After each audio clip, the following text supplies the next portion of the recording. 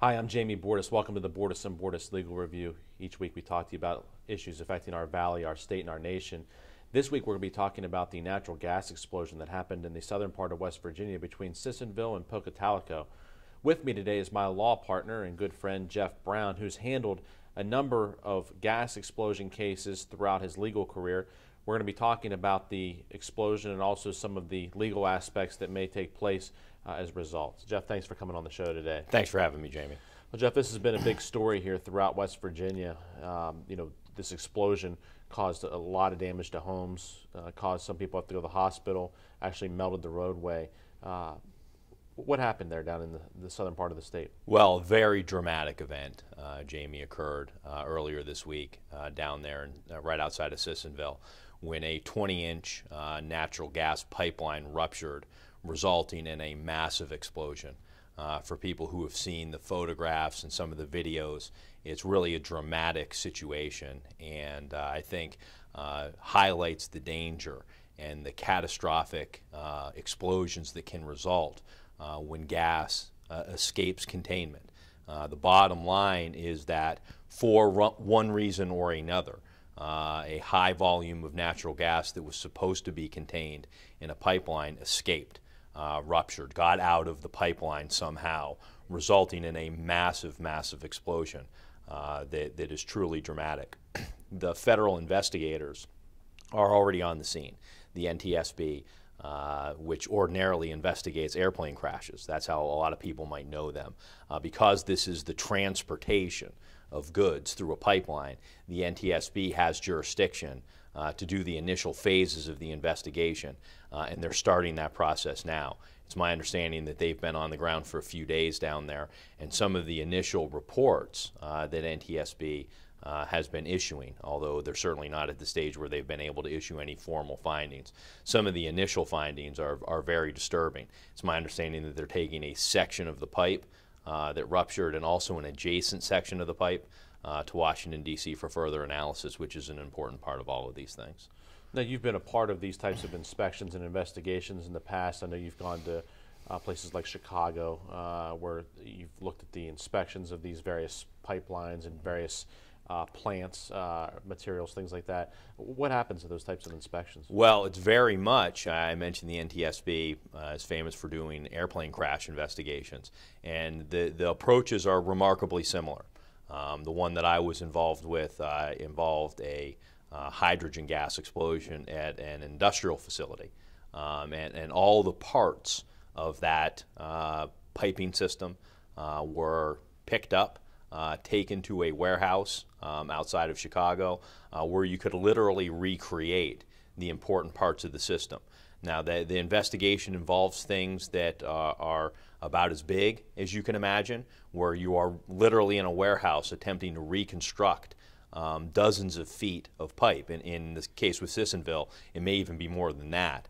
So on a big picture level, you're trying to recreate the system. It also, the investigation here, and I'm sure NTSB will be doing this in this case, it involves analysis at literally a microscopic level, using the most sophisticated analytical equipment that's out there.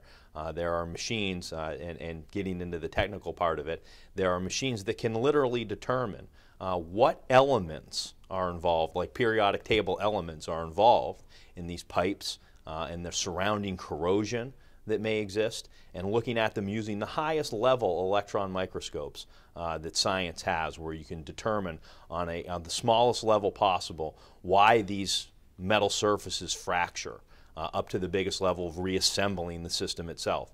It involves a wide variety of specialists from, in this case, they'll have soil sample experts, to metallurgists, to compressed gas experts, to pipeline experts. And the federal government, it will take over the initial stages of this investigation. But that's what happens. Anytime there's a catastrophic explosion like this, there are protocols developed where people really make an effort to determine what happened in this particular case. Now, as a lawyer, how do you end up on the, as part of these investigations, inspections, things like this? I mean, obviously, you're not an engineer, you're not a soil expert, Right. so how do you end up with these types of things? Well, in our case, Jamie, down at Bordas and Bordas, we have the privilege of representing the families of the individuals, and sometimes the individuals themselves who are injured in these kinds of explosions. It is a miracle, and we should all be very thankful that no one was killed in the Sissonville explosion. If you look at the photographs and the videos of that explosion, it's remarkable. It's fortunate the time of day that it happened. Not a lot of people in those homes that were destroyed happened to be home at the time, and nobody happened to be driving down just that part of I-77 at the time that this thing exploded. That's one of the things that's really amazing to me. I just drove through there yesterday.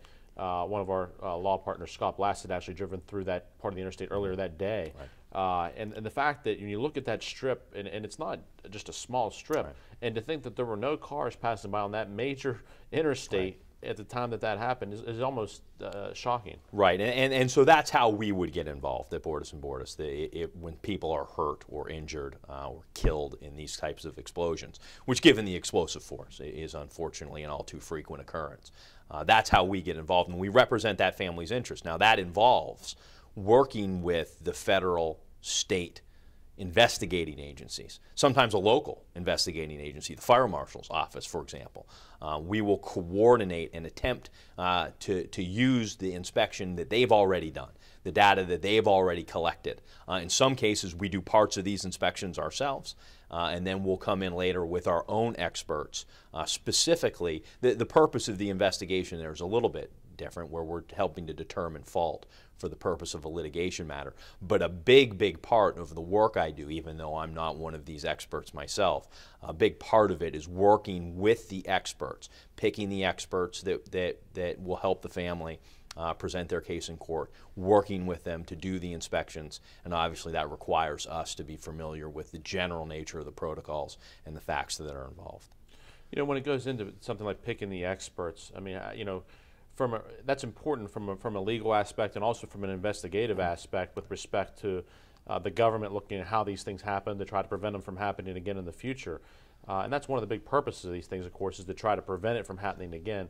What do you look for in determining who's the right type of expert or right type of person to be involved in these types of things? Well, I mean, initially you want somebody with a very broad base who can talk about the safety aspects and the regulations that will apply to these types of systems. A natural gas pipeline using this system in particular is a somewhat heavily regulated operation. There's a body of federal regulatory law and a wide body of engineering knowledge that is published and developed by people who have worked in the field. And so the first thing is to get an understanding at a higher level of what the nature of the problem with this specifically was. Once you have a better understanding of that, you can start getting into sub-experts. And so in the case of the hydrogen explosion at the industrial plant that I was talking about, Chris Regan, one of our other law partners, and I tried 2 cases last summer against a couple of American Electric Power subsidiaries about one of those massive explosions. We had a compressed gas expert in that case who was able to talk about the way compressed gas systems are designed. His background with NASA, he's one of the most qualified experts in the world on those kinds of systems. We also hired and retained a metallurgist, somebody who specializes in the fracturing, the breaking apart of metal surfaces. And he was the one that was looking through that microscope to determine why those pieces of metal failed at the smallest possible level. We also had an industrial safety expert, somebody who's familiar with the OSHA standards, since that was a workplace. So it really depends on the facts and circumstances of the individual case, but those are some of the types of experts that you might see analyzing something like this. Now, with respect to the explosion down in Sissonville, I mean, obviously it was not in a industrial setting like a plant or something like that. It was out there where gas is going in and out of people's homes and running onto the highway, things like that. How is it that who pays for these types of investigations? I mean, does the government pay for that, or who's doing that right now? Yeah, I mean, that's initially the federal government's responsibility. That under the Department of Transportation, there's a section of the Department of Transportation that has regulatory authority over this, and of course the NTSB is a federal organization itself. So the initial phases of it will be conducted by the federal government, and that they're in the process of doing that right now in coordination with the local fire departments and whatever other state agencies might be involved. And as I said before, some of the initial reports out of there, although it's way too soon to tell, the investigation could take quite a while here. But some of the initial things that we're hearing from that investigation are certainly troubling, and it will be interesting to see how those potentially troubling facts play out as the investigation continues. I assume that these, and I know a little bit from experience, that these experts on these types of matters, when you're talking about metallurgists and gas experts, things like that, they're not cheap.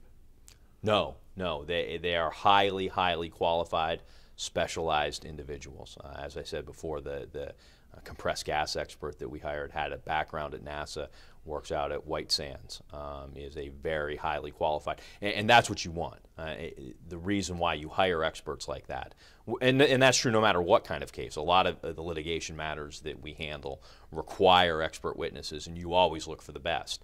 These are people who have a certain background, training, education. They have a valuable set of knowledge in their brains, and taking their time is what you're doing, that they could be devoting to other matters. Certainly does not come cheap in a lot of instances. We need to take a break. When we come back, we'll continue talking about the gas explosion in Sissonville, West Virginia. We'll also talk about some of the signs that people can look for that a gas explosion may be soon to occur. And we'll also talk about some of the issues involving gas that are affecting the Ohio Valley here. Stay with us. Welcome back to the Bordas and Bordas Legal Review. I'm Jamie Bordas. With me today is my law partner, Geoff Brown. We're talking about the natural gas explosion that happened in Sissonville, West Virginia. Geoff has handled explosion cases throughout his legal career. And Geoff, one of the things that we haven't talked about yet is that we're very fortunate that this explosion happened in a somewhat rural area. If it happened in a neighborhood or something like that, the effects could have been even much worse. Yeah, I mean, and you hear that a lot. We'll never let this happen again. We'll never let this happen again. It seems like every time there's a disaster, people say never again. We'll increase the money that we spend inspecting these pipelines. 15,000 miles of natural gas pipelines running under the state of West Virginia, some of them older, that have corrosion problems and things like that. And we keep saying never again. And you hope that an instance like this, where we were fortunate not to have a number of fatalities. There's a nursing home very close to the site of this Sissonville explosion. In fact, so close that initially the reports were that nursing home may have sustained some significant damage. Now, fortunately, that turned out not to be true. But it just shows you that an explosion of that magnitude really can have catastrophic consequences. And so I hope that we take it as a wake-up call about some of the safety issues that we may be getting into with the extent of the natural gas drilling, mining, and the piping that goes along with it as West Virginia continues to explore its energy resources, which is a positive. It is. It's very much a positive for our state and our region, but we have to do it in a way that protects the safety of our citizens, which should be the first priority in any type of operation. Regardless of the dollars, it's important to bring money into the community. Those jobs are important as well. But we have to manage the safety aspects of these things. And I hope that this is a wake-up call for that. And with respect to this being somewhat of a rural area, the pictures were unbelievable. I mean, with the flames shooting off the highway and completely melted the interstate. But there have been instances in the recent past in our country where things like this have happened in residential neighborhoods. Sure, yeah. I mean, there was an incident a few years ago out in California where there was a massive natural gas explosion that leveled houses. And the pictures of that, you can imagine, for people who have seen the pictures of what happened in Sissonville, if you take that kind of explosion and put it under a residential subdivision, you can imagine, and those types of photographs are out there too. Now, that San Bernardino, California, California explosion has some similarities, at least initially, with what happened in Sissonville, where a big aspect, I heard one of the NTSB investigators say that the initial focus of the investigation in Sissonville is the amount of time that elapsed between the release of natural gas in Sissonville and the time that the pipe was shut off, which was about an hour between release and shut off. And it's my understanding that there were no remote control or automatic shutoffs to that natural gas pipe, that it had to be shut off manually later on. And the NTSB came down very hard on the company that was involved in the California explosion, came down very hard on them for a similar time lapse between explosion and shutoff. So that'll be something that will also be, interesting to see as it develops. Another thing that seems concerning about the explosion that happened in Sissonville, and again, these are all preliminary reports. This will be the NTSB's job to further refine these initial things, but the initial reports coming out of there are some very serious concerns with the thickness of the pipe that was involved down there, pressurized up to 921 psi, I believe, and some of the reports you're hearing between 30% and 70% less thick than it should have been to handle that kind of volume. Now, that can be due to a lot of reasons.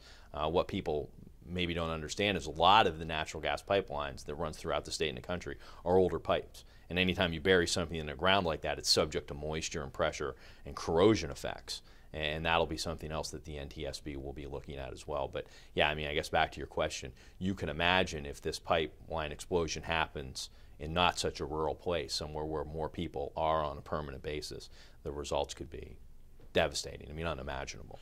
Now, when you're talking about pipes such as this being not thick enough, when a company is transporting natural gas, like this company was here in Sissonville, and an explosion occurs, are they automatically responsible for the damage done, or does some type of negligence have to be shown? What happens there? Well, I think that's all part of the investigation. You're going to have to look at what this company knew, what its policies and procedures were, how they responded to this, how they maintain their systems, what are their inspection protocols. First of all, do their inspection protocols meet the standards? And then second, once you determine that their policies and procedures meet the standards, and when I say the standards, I'm referring back to what I was talking about before, the developed body of federal regulatory law, and then the engineering best practices that exist for these kinds of systems. You compare their policies and procedures. That's where this starts. Are the policies and procedures in place that would allow a company like this to meet those standards? And if there were, was the company following their own policies and procedures as far as inspection and maintenance and those kinds of things? And so until we determine all of that, it's difficult to determine whether or not somebody's at fault. But as I say, some of the things that we're initially hearing about the level of corrosion in the pipe, the fact that there was from what I understand, again, and these are all initial reports, there was a significant drop in pressure on the line about the same time that first 911 call came in. And that's another thing that the federal investigators are doing, is they're pulling all the 911 calls, because that'll really help us establish a timeline about what happened here. And they're comparing those things and trying to match them up. And so when you have a significant drop in pressure on a line like that, that it's my understanding, again, initially, that no alarms went off that would have alerted the gas company to the fact that they might have a problem on their line. And those are all things that as they develop, if the evidence supports a conclusion, it's not, like we're out trying, to hold people responsible for things that they haven't actually done. But if the evidence, if the facts on the ground support the gas company's responsibility for this, if it turns out to be true, then they should and ought to be held fully responsible for what they've done. Now, with respect to these gas explosions, there are times when people may have no warning that's going to happen. But are there some warning signs that residential folks can look at and say, oh boy, there might be a problem here, I need to get out and I need to call 911? Sure. There are two parts of a natural gas system. There's many more than that, but we can look at it for the purposes of this question as two parts. There's the pipeline side of it, the commercial pipeline side of it, the buried underground natural gas pipes. Really, there's nothing that I don't think citizens can do other than making sure that our federal and state government has an aggressive and enforced inspection program. That's the best thing that citizens can do to protect themselves from the pipeline side of it. Within the home, though, a lot in the valley here, a lot of our homes are heated. We have a lot of natural gas appliances. And there are some common sense steps that people can take to protect their families from that. And again, I hope the Sissonville raises awareness of this. obviously the first step, if you look at some of the publications on this, make sure your natural gas appliances are installed and regularly inspected by qualified professionals. It's not the kind of thing that people should be toying around with or attempting to install on their own. Qualified people have to install and inspect all natural gas appliances on a regular basis. That's probably the number one thing that people can do to protect their homes from a residential release and explosion of natural gas. The other thing that people should be aware of is if you smell natural gas, residential natural gas has a particular odor, a rotten egg smell that they inject into the gas so people can smell it if it's released. If anybody out there smells that rotten egg smell, the number one thing to do is to leave your home immediately. Do not turn anything on. Do not turn anything off. Don't attempt to locate the source of the leak. Don't make a phone call from inside the house. Don't make a cell phone call from inside the house. Leave immediately and call 911 from a safe location so that a qualified people can come out there, shut off the gas if necessary, determine the source of the leak, because those residential home explosions for natural gas will literally take down a house. They are massive, sometimes fatal explosions that can have serious consequences.